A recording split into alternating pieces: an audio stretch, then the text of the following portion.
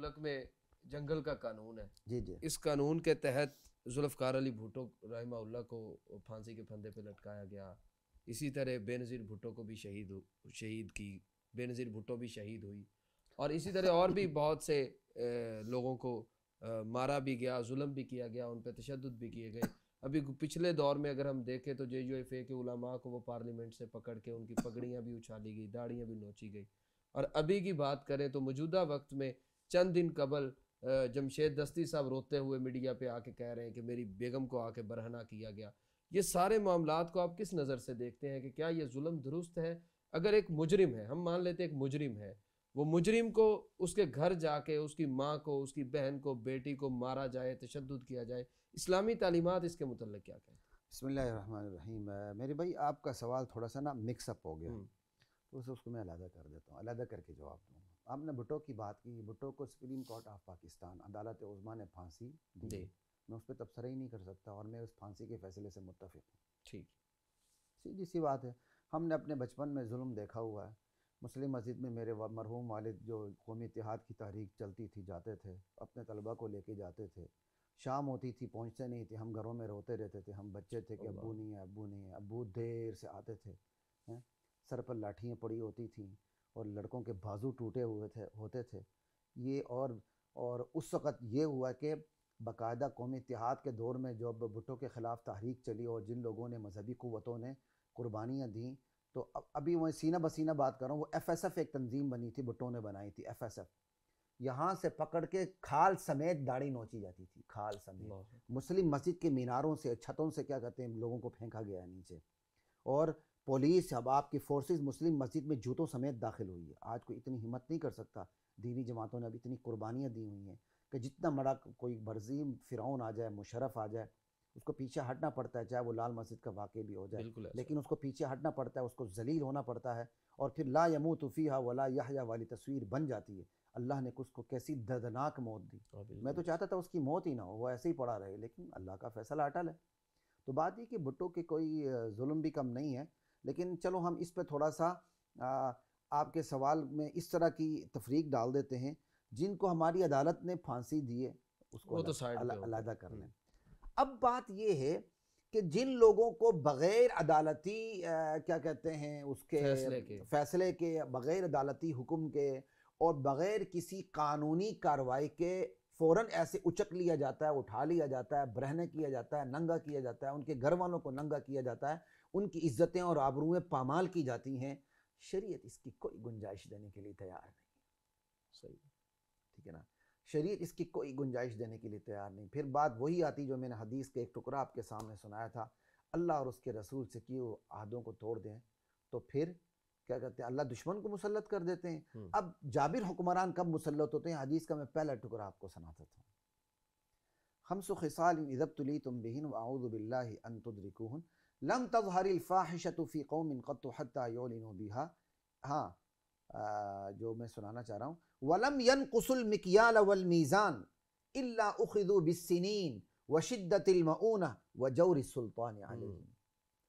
جو معاشرہ ناپ تول کی کمی میں مبتلا ہوتا ہے، ہم اس ناپ تول کو کتنا کم ہلکا سمجھتے ہیں، بہت معمولی جو بات ہاں جی سمجھتے ہیں. جو معاشرہ ناپ تول کی کمی میں مبتلا ہوگا میری امت میں سے، پھر وہ ہوگا کیا؟ اللہ تعالیٰ کیا کریں گے؟ جابر حکمران مسلط جی کریں گے.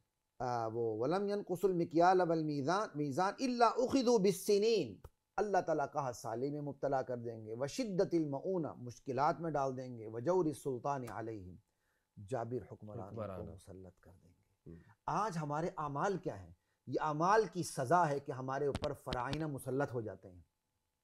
یہ ہمارے اعمال کی سزا ہے. اور ان لوگوں کو بھی فکر کرنی چاہیے کہ آج ان کے ہاتھ میں اللہ تعالیٰ نے ایک طاقت دی ہے، لیکن یہ طاقت کب تک؟ طاقت کا سورج کبھی غروب نہیں ہوگا، یہ شام کبھی صبح میں تبدیل نہیں ہوگی.